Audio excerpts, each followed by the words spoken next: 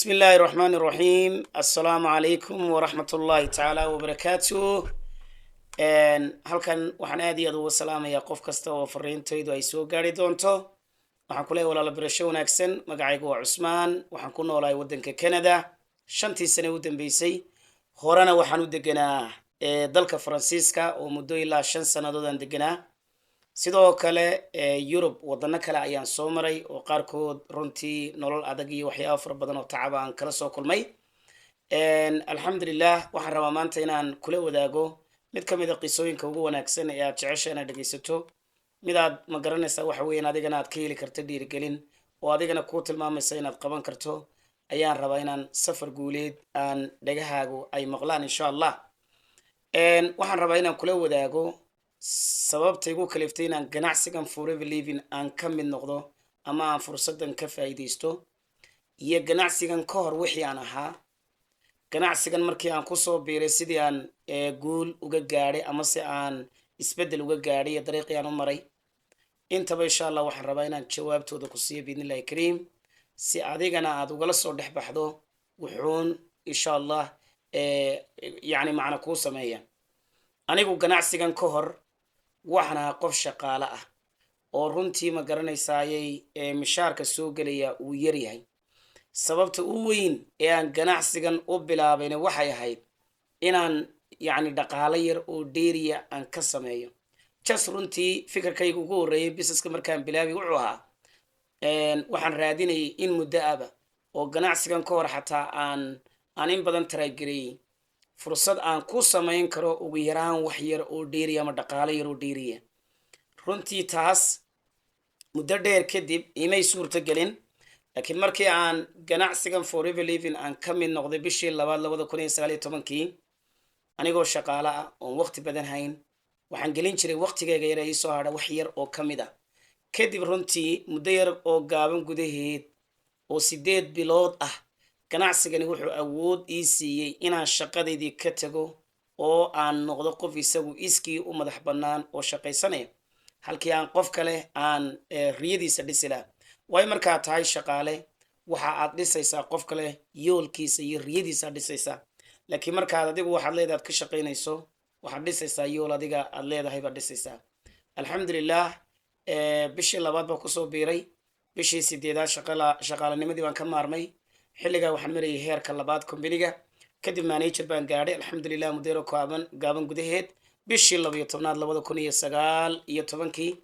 qofku markuu managerka ama darajadaadka u qiimaha badan ee managerka uu gaadhana runtii waxa uu kombaniga ka helaa hadiyado kala duwan markaa shaqadii hadiyadaha iyo abaalmarinaha sidii aan ku heli lahaa ayaan hawshooda galay 2020 bishii 3aad waxaan helay hadiyadii koowaad ee gaadhiga dalxiiskii baan ku guulaystay sidoo kale alxamdulillah tiraba ilaa dhowr jeer waxaan ka helay sidoo kale tiraba ilaa 3 gaadhi kombaniga muddadii aan ku jiray ilaa 5 jeer ilaa 6 jeerna hadda waxaa ii suurto gashay inaan mataqaanaa kombaniga faa'iido wadaagiisa aan ka helo runtii ganacsigan waa mid nolosheeda si weyn u bedelay ganacsigani ka hor ma aan ahayn qof ma garanaysaayay hore ganacsi uga soo shaqeeyey oo inima dhihi karo waxay caawiya ama kombanigan iga caawiya inaan guul ka gaadho waxaan ahaa qof ma garanaysaa ganacsiga hore ugu jiray laakiin ganacsigan waxay caawiyey ugu weyn waxa weeye waxaan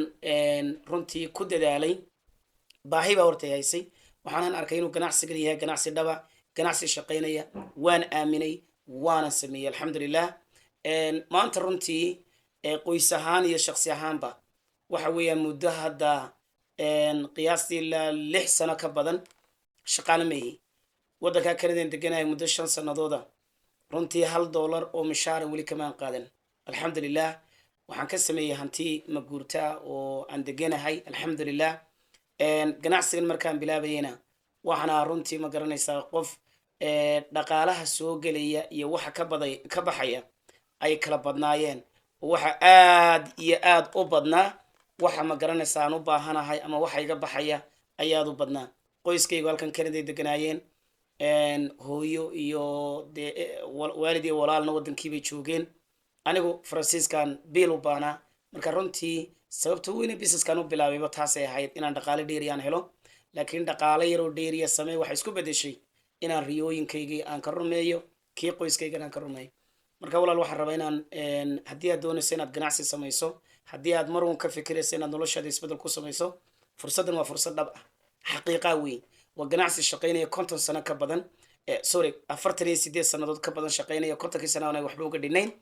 waa ganacsi adduunka ilaa 160 waddan ka shaqeeyay wey marka waa ganacsi xaqiiqo ku dhisan 200 oo productiin ka badan oo caafimaadkii qurxintii wixii oo dhan ayaa ma garanaysaa wax weeyaan aan haysanaa maasha allah tabaarakallah miisaanka wixii oo dhan marka runtii product wanaagsan ood online ku iibin karto ood offline ku iibin karto ayaad halkan ka helaysaa dhinac kastaad uga faa'iidaysan kartaa maasha allah tabaarakallah dad badani waxay ugu soo biiraan companigeena si ay u helaan xorriyad waqti qaarkood waxay ugu soo biiraan si ay xorriyad ma garanaysaa dhaqaale ay u helaan qaarkood waxay ugu soo biiraan si ay ma garanaysaa ay naftooda boos ugu noqdaan marka sababo badan baa jira adiga waa maxay waxa muhiimka ku ah ma dhaqaale dheeriyaad raadinaysaa ma waxaad raadinaysaa waxa weeyaan inaad iskaa madax banaanaato ma waxaad caafimaad ahaan baad ka fikiraysaa waa maxay adiga waxa muhiimka ku ah waayo wax kasta waa macquul wax kastana waa macquul marka aynu aamino ayuunbay macquul yihiin ganacsigaaga waxaad ku bilaabi kartaa runtii package oo aad u muhiima oo businesskaaga kuu noqon kara furaha ganacsiga packageka waxaa loo yaqaanaa sida halkaa ku qoran waxa weeyaan start your journey bag start your journey bag waxaa ku jira productyada ugu caansan ee companyga ayaa ku jira waxaa kamid ah aloveradeenii waxaa kamid ah personal carekeenii alaabo badan ayaa kamid ah packageka yar haddii aad ku bilowdo waxa weeyaan ganacsi wanaagsan oo adduunka o dhan aad uga shaqayso ayuu ku dhisi karaa discount fiican aad ku hesho companyga waxyaaba fara badan aniga waxaan ku bilaabay businesskan $430 laakiin dakhliga maanta aan ku xisaabtamayo alxamdulilah sanadkii waa $100,000 marka halkaa waxaad ka garanaysaa ganacsi yaro 430 lagu bilaabay muhiimadda iyo halku gaadhay baad ka garanaysaa runtii waxa weeyaan walaalayaal anigoo aad iyo aad ma garanaysaa waqtigeena iniga mahad celinaya waxaan kusoo gabagabeynayaa kilibkeeda kooban oo runtii safarkayga aniga ganacsiga nolosheedu u bedelay hore waxa weeyaan nolosheedii hore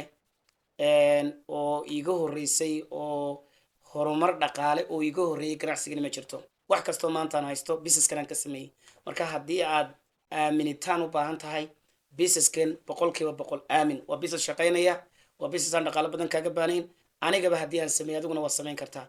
wax walbana waxa weeyaan waa maskaxda qofka bini'aadamka meeshu ka dhismo marka haddii ay maskaxdaadu aqbasho waad guulaysanaysaa insha allah anagana waan ku garab taagannahay waana kula shaqayn doonaa training baan ku siin doonaa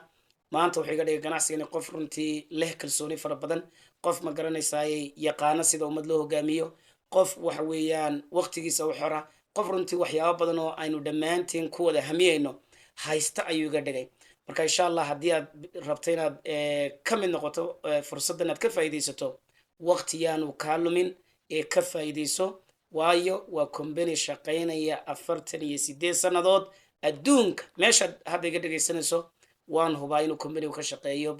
99% marka runtii waa ganacsi saasa ka faa'iidayso fursaddan ayaan ku dhaafin insha allah lana xiriir qofka kuu soo diray kilibkan si aad tallaabada koobaad isdiiwaangelinta aad u samayso kadibna orderkaagii ugu horreeyay lagula sameeyo insha allah intaa wixii ka dambeeya qorshihii iyo nidaamkii ayaynu insha allah bilaabi doonaa waxaan kuu rajeynayaa safar xiise leh iyo wada shaqayn wanaagsan walaalo aadna waad u mahadsantahay wabillahi towfiiq wassalaamu calaykum